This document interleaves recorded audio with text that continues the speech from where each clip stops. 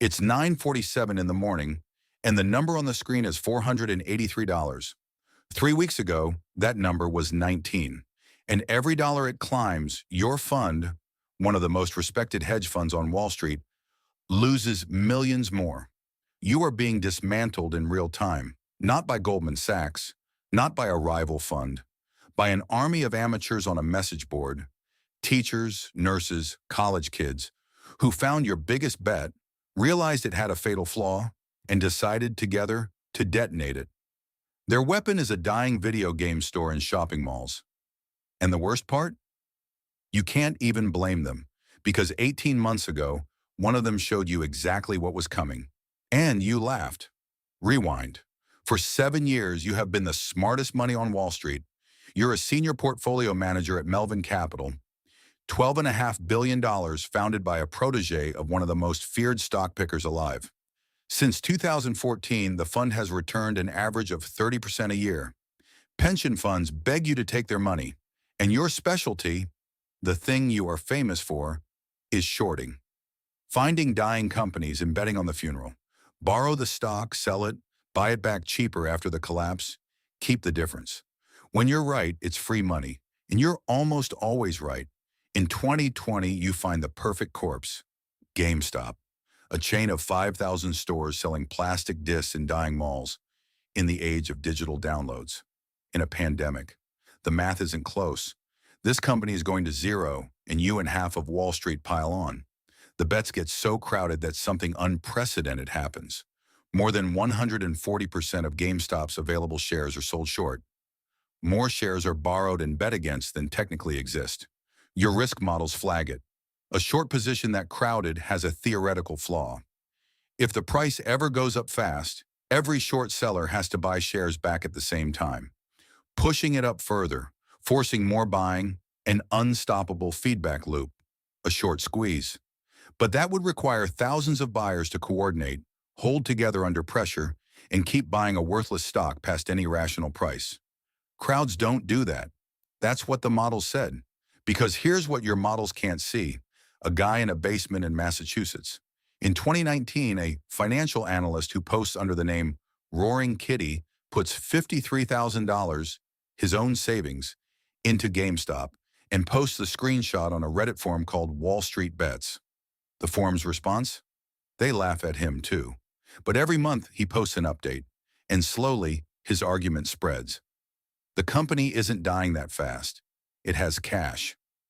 A billionaire named Ryan Cohen, the man who built the pet food empire Chewy, is buying in with plans to drag it into the digital age. And then someone on the forum notices your position. The 140% short interest, public data sitting right there.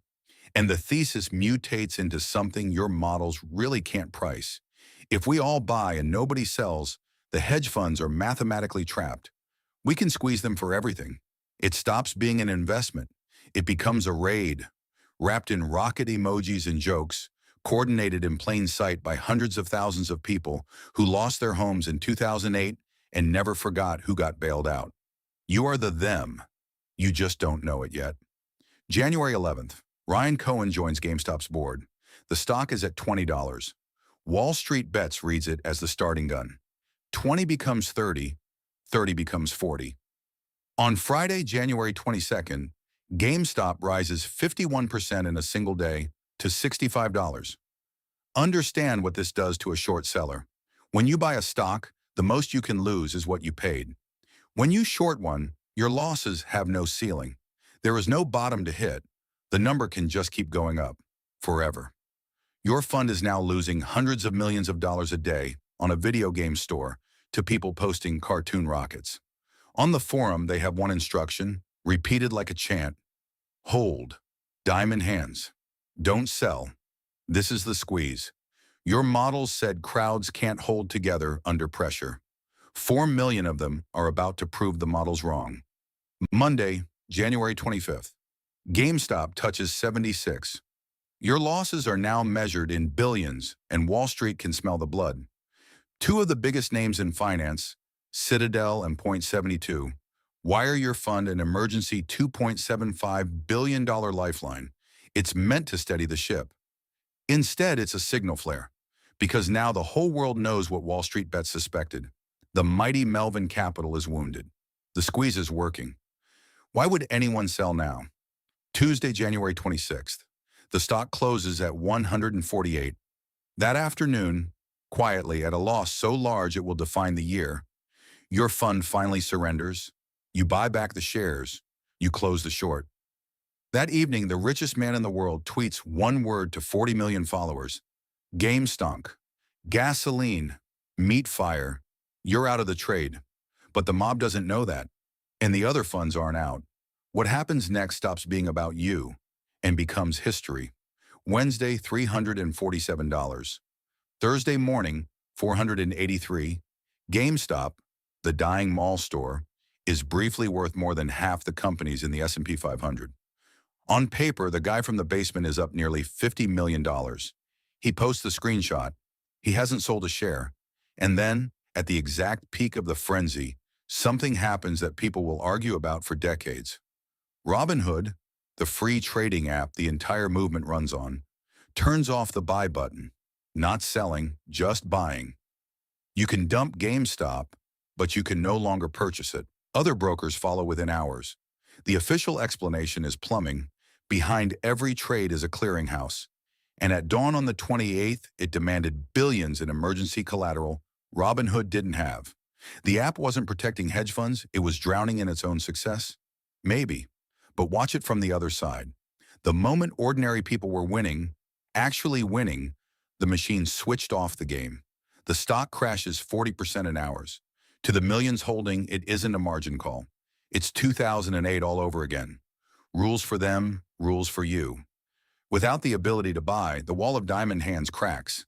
$90 by the first week of February, then the 50s. The rocket comes down the way rockets do. But the fallout is just beginning. Congress hauls everyone to a hearing. Your fund's founder, Robinhood's CEO, and the guy from the basement, who has to explain to the United States House of Representatives under oath that he is not a professional operation. His actual words, "I am not a cat." And then asked if he'd still buy the stock after everything. "I like the stock." The room laughs. Then he does something nobody, not Congress, not Wall Street, not even Reddit, expects. He takes his winnings and doubles his GameStop position. Now the ending, from your side of the screen. January 2021, your fund loses 53%, billions of dollars run in a single month. The worst month of any major fund since the financial crisis. The injection keeps you alive, but the aura is gone, and in this business, the aura was the product. Investors who beg to get in now, beg to get out. You limp through 2021 down 39% while the market booms. And in May 2022, 16 months after a message board found your short position, the founder sends the letter. The fund is shutting down. Melvin Capital, 30% a year, the smartest money on the street, is dead. Killed by a flash mob with a brokerage app. The guy from the basement? He logged off with tens of millions and became a folk hero. GameStop, the corpse, is still alive today, sitting on a war chest of cash it raised by selling shares into the frenzy. The company you shorted to zero outlived your fund. There's an old warning on Wall Street, a century old. The market can stay irrational longer than you can stay solvent. Every professional knows it. Every professional thinks it's about other people. You had the models, the data, the billions, the pedigree. They had a message board, a grudge from 2008, and time.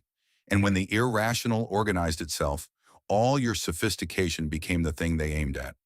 The lesson of GameStop isn't that the crowd is always right. 2 weeks later, most of that crowd was underwater. The lesson is that the crowd is now a player. And no model on Wall Street knows how to price 4 million people who have decided the trade is personal. And if you think a mob bidding a dying stock to $483 is madness, in 1637, the smartest merchants in the richest country on earth paid the price of a mansion for a single tulip bulb. That story, the first bubble in history, is next.